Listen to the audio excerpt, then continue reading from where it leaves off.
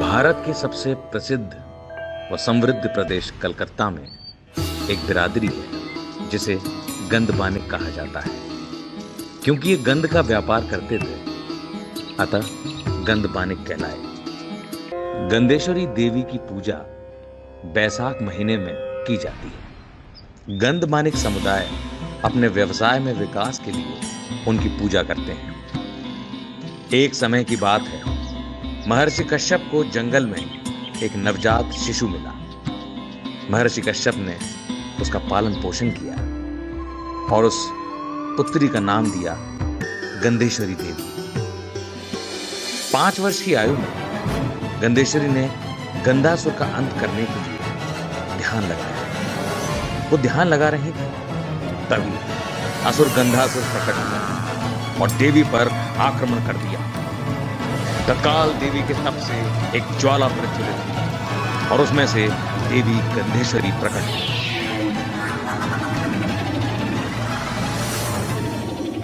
देवी तथा असुर में घमासान युद्ध हुआ।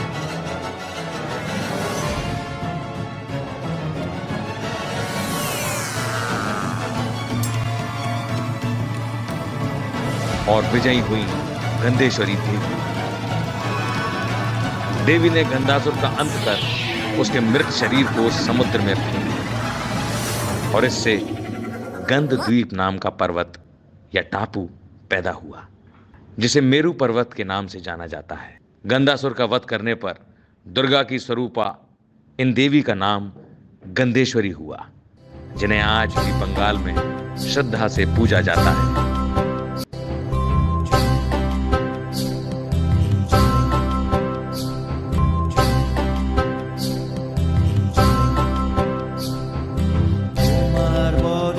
মাগো সিংহা ভাষাইলাম রে, তোমার বরেতে মাগো সিংহা ভাষাইলাম রে। মাগো গন্ধের এই ভান্ডার লইয়া রে, হে হে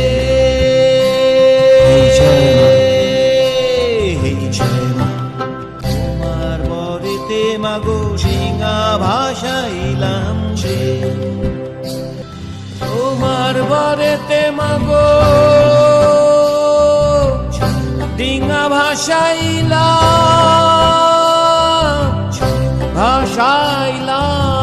রে।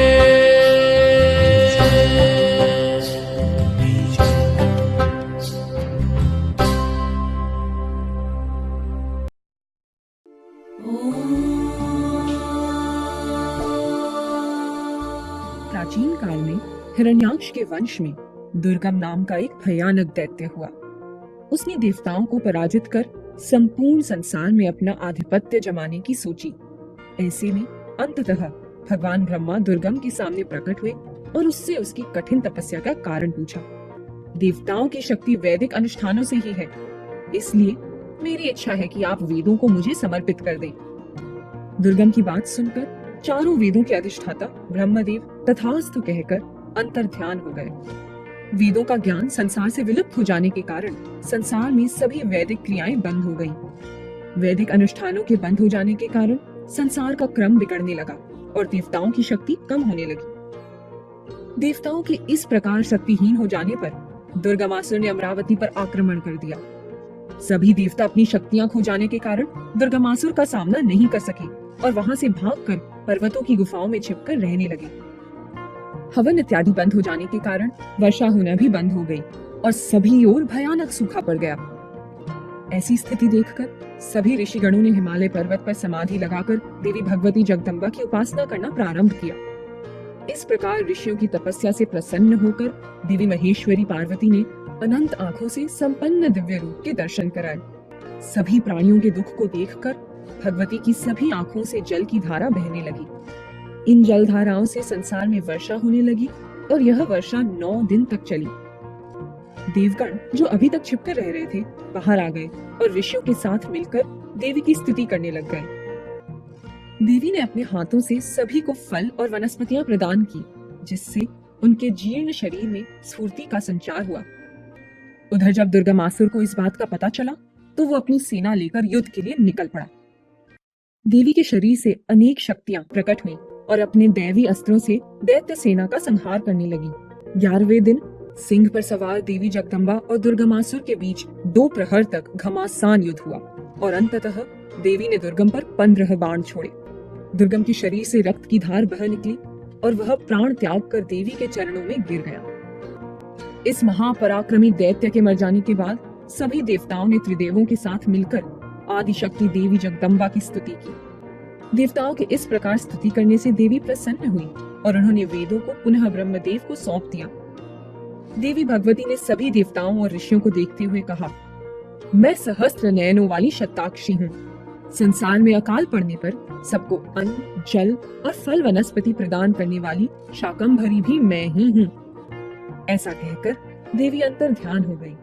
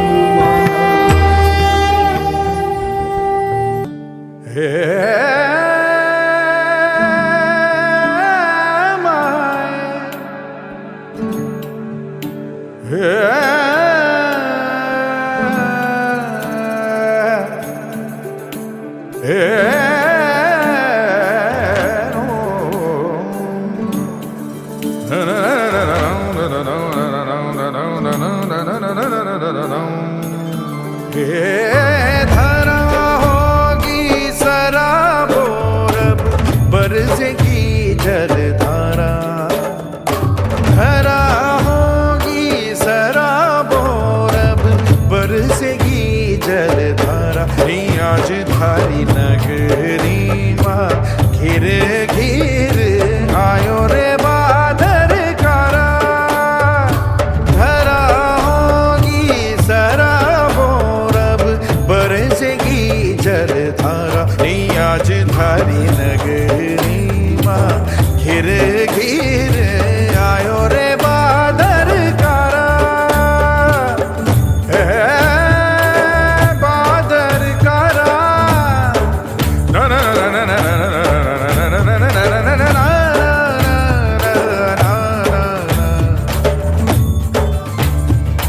बह रही है हर दिशा से पवन ये तूफानी, आज धरती पर लिखेगी कोई नई कहानी। बाजे धारे आंगन माँ बूंदों का झनकारनी, आज थारी नगरी माँ घिर घिर आयो रे बादर कारा, धरा होगी सराबोर बरसेगी जलधारा।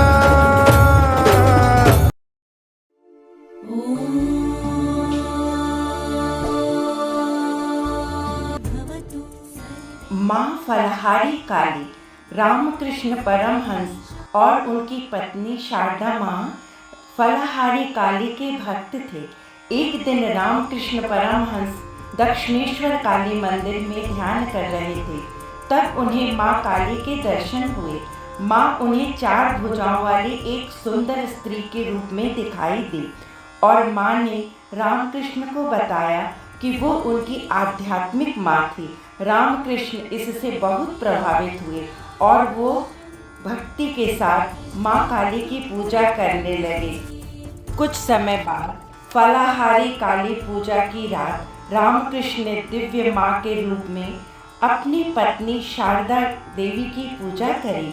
रामकृष्ण ने फलाहारी काली पूजा के दिन अपनी आध्यात्मिक तपस्या का सारा फल अपनी पत्नी के चरणों में समर्पित कर दिया। रामकृष्ण ने पूरी तरह से देवी के सामने आत्मसमर्पण कर दिया। जब आप अपने कार्य के लिए कार्य करते हैं तो आप कार्य करने और उसके फल पाने के चक्र में बंध जाते हैं।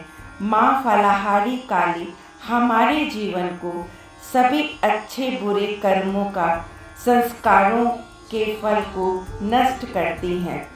माँ आपको और मुझे जन्म और मृत्यु के चक्र से मुक्ति दिलाती हैं।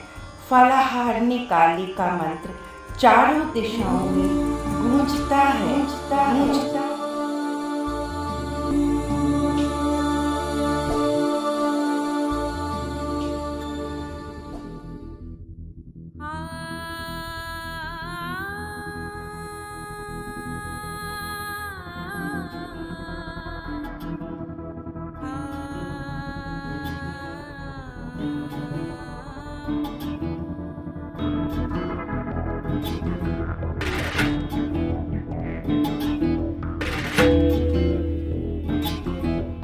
শক্তিরূপিণী দুর্গা তুমি ভক্তিরূপে এসো, বিদ্যারূপিণী দুর্গা তুমি দয়ারূপে এসো। ওই আগমনের সুর শুনি তোমার নুপুর বাজে আকাশ জুড়ে মাগো। ওই আগমনের সুর শুনি তোমার নুপুর বাজে আকাশ জুড়ে মাগো। খুশির ছোঁয়ায় যেন সোনার আকাশ বলে দুর্গা তুমি জাগো, দুর্গা তুমি জাগো, দুর্গা তুমি জাগো। জয় হো দুর্গা দুর্গতি নাশিনী রক্ষা প্রদায়িনী শৈলসুতে। জয় হো দুর্গা দুর্গতি নাশিনী রক্ষা প্রদায়িনী শৈলসুতে।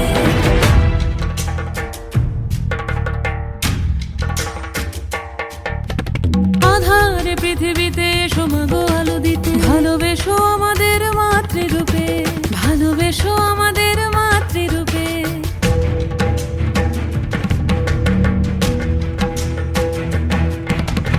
আধারে পৃথিবীতে এসো মাগো আলো দিতে, ভালোবেসো আমাদের মাতৃরূপে।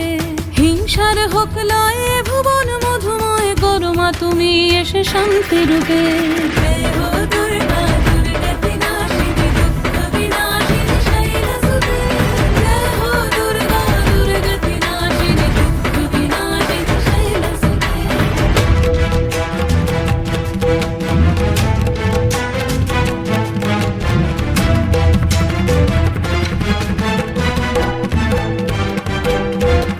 তোমার মাধুরী অগমেশাও মনের মাঝে, শ্রদ্ধা রূপে থাকো সকল কাজে, শ্রদ্ধা রূপে থাকো সকল কাজে।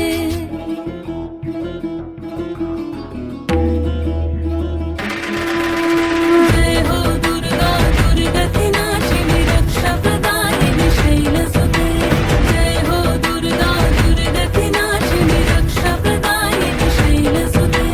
শক্তিরূপিণী দুর্গা তুমি ভক্তিরূপে এসো, বিদ্যারূপিণী দুর্গা তুমি দয়ারূপে এসো।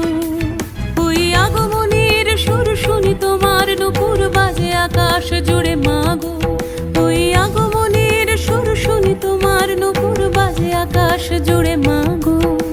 খুশির ছোঁয়ায় যেন সোনার আকাশ বলে দুর্গা তুমি জাগো, দুর্গা তুমি জাগো, দুর্গা তুমি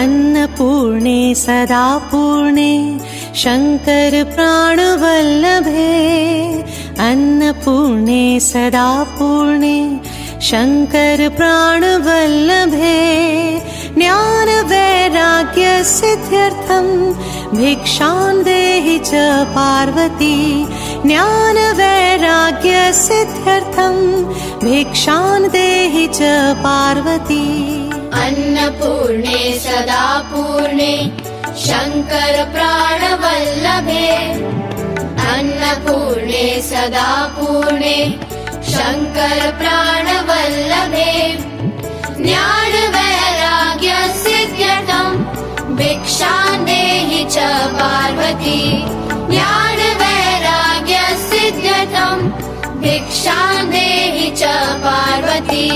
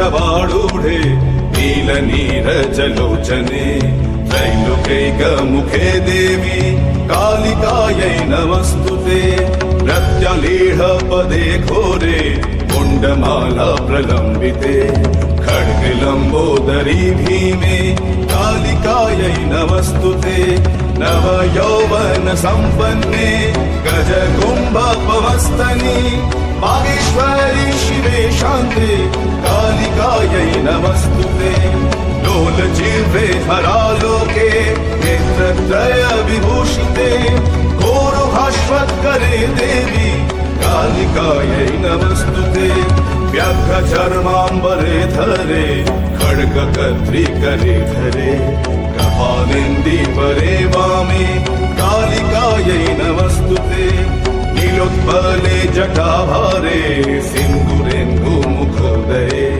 सुरद्भक्तष्टदर्शने कालिकायै नमस्तुते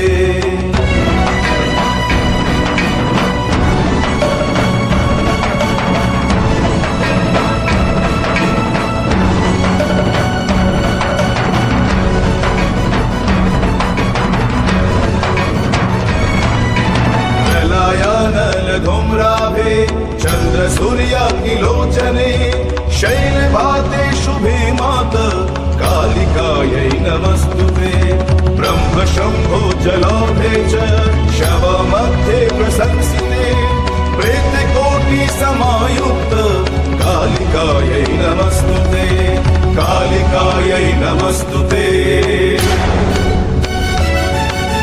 कालिकायै नमस्तुते कालिकायै नमस्तुते कालिकायै नमस्तुते कालिकायै नमस्तुते कालिकायै नमस्तुते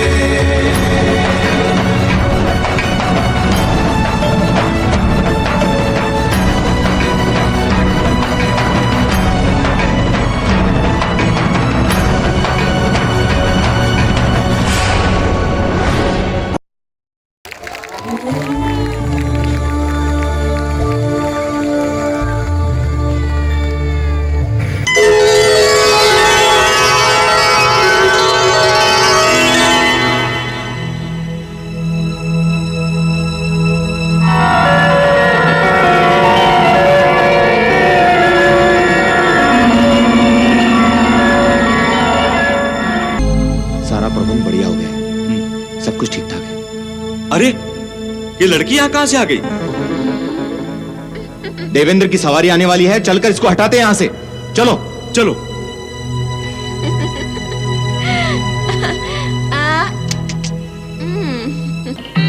ए लड़की, देव, ये ऊंचा सुनती है। अच्छा, ए लड़की, कौन हो तुम? मैं भीलनी हूँ। या स्वर्गलोक में क्यों आई हो? अपनी बकरी को घास चराने। वैसे ये कौन है? अरे इनको नहीं पहचानती? ये अग्निदेव हैं, अग्निदेव। एक पल में सारे ब्रह्मांड को आग लगाकर राख कर देने की शक्ति है मुझ में, शक्ति। उठाओ उस लड़की को। तुम मुझे यहाँ से नहीं उठा सकते। तुम इतनी भारी हो, तुझे मेरी शक्ति का अनुमान नहीं है। हाँ है। अभी तो तुमने कहा था कि तुम पूरे ब्रह्मांड को जलाकर राख कर सकते हो। कहने से कुछ नहीं होता, करके दिखाओ तो जाने। वैसे ब्रह्मांड तो बहुत दूर की बात है। तुम अगर एक तिनके को भी जलाकर दिखा दो तो मैं मान जाऊंगी। तुम अपमान कर रही हो। हाँ। मैं तुम्हारा अपमान नहीं कर रही हूँ। मैं तो सिर्फ तुम्हें एक नई दृष्टि देना चाहती हूँ। दृष्टि? दृष्टि तो मैं तुम्हें देता हूँ। देखो मैं इस तिनके को कैसे जला देता हूँ।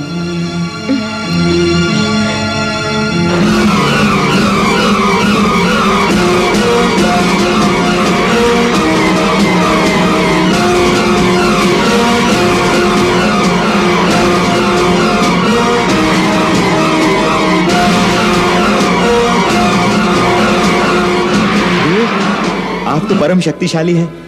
आपने बड़े बड़े राक्षसों को अपनी फूंक से उड़ा दिया है। आप इस लड़की को भी फूंक से उड़ाइए ना। अभी उड़ाता हूँ। अगर प्रभु की इच्छा होगी, इस छोटे से तिनके को भी नहीं उड़ा पाओगे। मुझे चुनौती देती है? हाँ। जैसी प्रभु की इच्छा। अच्छा। हाँ।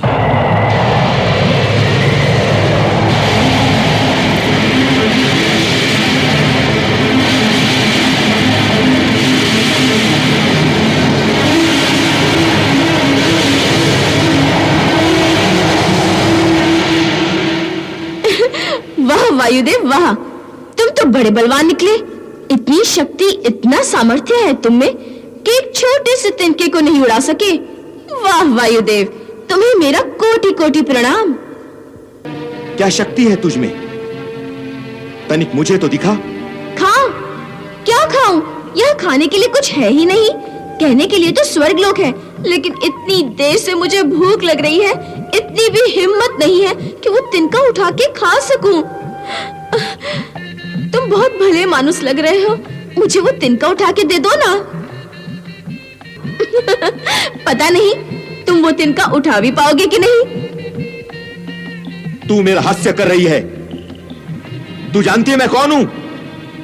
इस नगरी का राजा हूं मैं। क्या है? स्वर्गलोक का राजा हूं। राजा इंद्र हूं मैं। महाराजा इंद्र? इंद्र महाराजा? मुझसे बहुत बड़ी भूल हो गई, मुझे क्षमा कर दीजिए राजा जी। महाराज, पर मैं क्या करूं?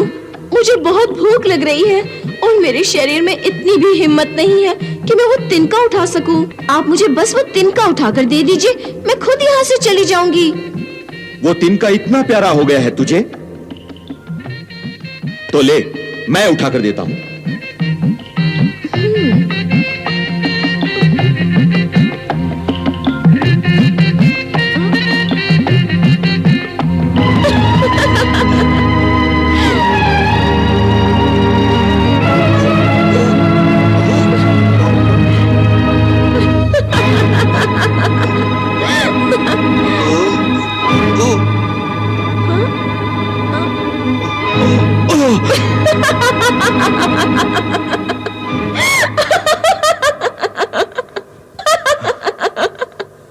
महाराज, लगता है तिनका लज्जा के मारे जमीन से चिपक गया है, उठ ही नहीं रहा है।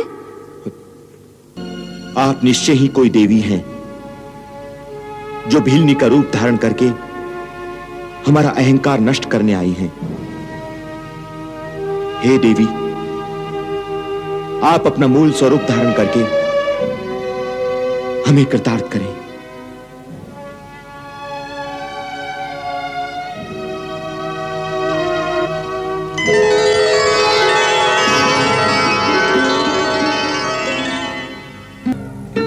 अपने मुख से अपनी प्रशंसा करना देवताओं को शोभा नहीं देता देवेंद्र।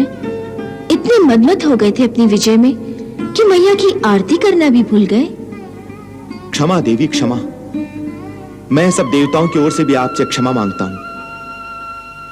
हे देवी, आपने हमें शिक्षा दी, हमारा अहंकार तोड़ा। देवी, मुझे क्षमा कर दो, मुझे क्षमा कर दो।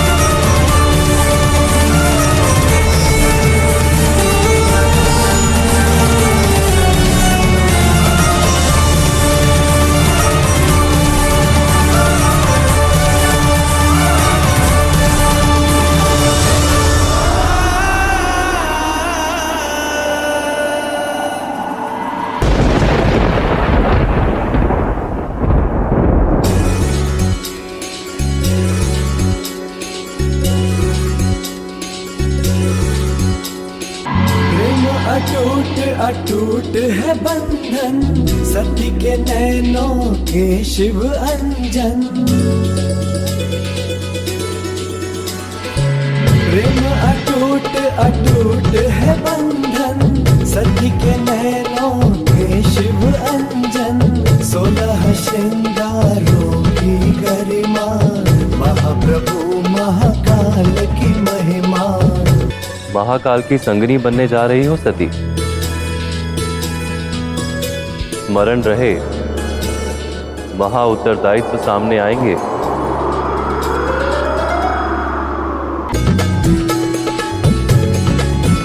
महासती महादेव, महासती महादेव, महासती महादेव, महासती महादेव, महासती मैं राज्य और प्रजा की समृद्धि के लिए महायज्ञ की घोषणा करता हूं। संसार भर से अतिथि आएंगे और इनके सत्कार के प्रबंधों में कोई कमी नहीं आनी चाहिए। आर्य, इतना महान यज्ञ करने जा रहे हैं आप, सारे संसार के लोग आएंगे ना? हाँ। जब सारे लोग आ रहे हैं तो क्यों ना हम सती को भूल कर भी ये प्रस्ताव सामने मत रखना प्रस्तुति। सती इस यज्ञ में नहीं आएगी क्योंकि उसके साथ उस कपाली शिव का प्रभाव और स्पर्श यहां आएगा, जिससे मेरा यज्ञ अपवित्र हो जाएगा। परंतु वो हमारी पुत्री है। पुत्री थी जब तक उसने पिता का आदेश माना, पुत्री थी। मेरा उससे कोई संबंध नहीं है। यदि तुमने उसे किसी तरह का निमंत्रण भेजा या कोई संदेश भेजा तो मेरा तुमसे भी कोई नाता नहीं रहेगा।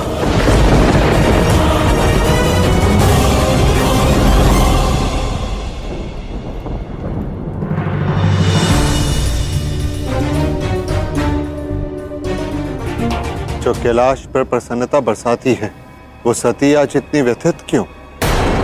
सती नहीं, एक पुत्री व्यथित है। पिताश्री ऐसा कैसे कर सकते हैं देव? इतना बड़ा यज्ञ रचा है, पूरे संसार को निमंत्रण दिया उन्होंने, और अपनी पुत्री का स्मरण तक नहीं हुआ उन्हें। जो बंधन तुम तोड़ आई हो, उसके लिए इतना दुखी क्यों? मैं इसलिए दुखी नहीं हूं नारायण कि मेरे पिता ने मेरा मूल नहीं समझा। मैं इसलिए व्यथित हूं कि त्रिदेव के महत्वपूर्ण भाग को मेरे पति को निमंत्रण न देकर पिताश्री ने उनका अपमान किया है। निमंत्रण उन्हें दिया जाता है सती जिन्हें व्यक्ति चाहता है। प्रजापति दक्ष को अगर मैं नहीं भाता तो उसमें मेरा अपमान कहां? किंतु मेरा अपमान है देव, पुत्री हूं उनकी, रक्त हूं उनका, और आप मेरे पति हैं। मेरी साधना और मेरी आराधना केवल यही है कि पिताश्री आपको स्वीकार करें।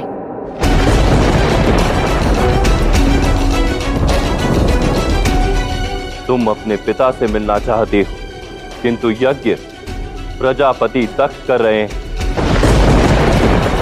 किसी के यहाँ बिना निमंत्रण के जाना अशुभ ही लाता है सती।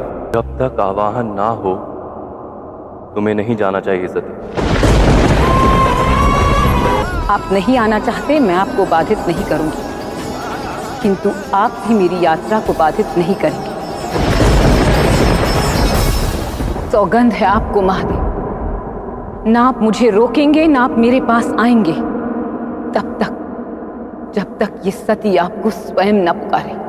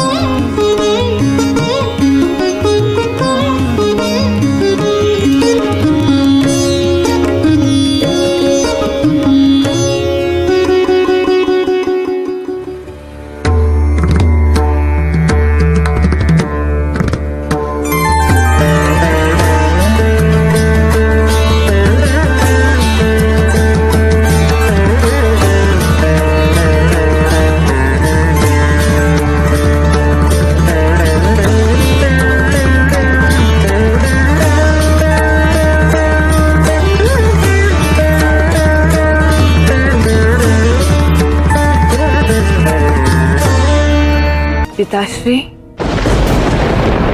कोई बताएगा इस भिक्षुक को कि सती नाम की मेरी कोई पुत्री नहीं है?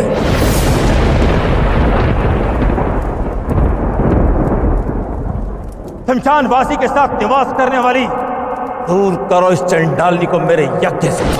शवों की भस्म धारण करने वाले को महादेव कहती हो? वो देव ही क्या, जो जीवितों का देव हो। देव तो वो जो मृत्यु के पश्चात भी लक्ष्य तक पहुंचाए। वो आशुतोष हैं पिताश्री, आप उन्हें निमंत्रण दीजिए, वो आपके सारे अपराध भुला देंगे।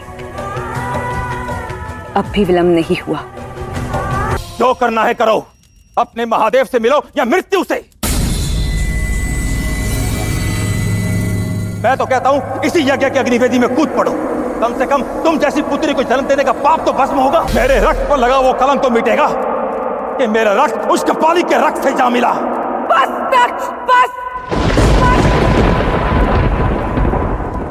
चाहूं तो इसी समय तुम्हारा अंत कर दूं और एक नए आरंभ का प्रारंभ कर दूं, परंतु इस शरीर का एक भाग तुमसे भी मिला है। तुम अपने अंग का अपमान कर सकते हो, मैं नहीं। जीवित रहते तो मैं अपने पिता का मार्गदर्शन नहीं कर पाई। कदाचित मेरे मृत्यु की अग्नि का प्रकाश तुम्हारा मार्गदर्शन करे। महादेव की बात को अनसुना करने का मेरा पाप भी भस्म हो जाए।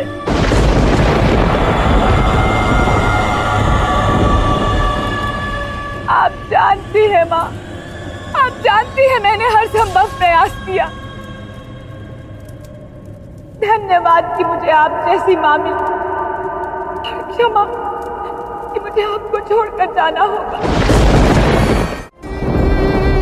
क्षमा महादेव, क्षमा, क्षमा महादेव। मैं आपकी संतान को जन्म देना चाहती थी, परंतु आज आपके हृदय में पीड़ा को जन्मा कर जा रही हूँ। मैं सदैव आपकी संगिनी रहना चाहती थी महादेव, किंतु आज आपको ही निसंग करके जा रही हूँ। क्षमा महादेव।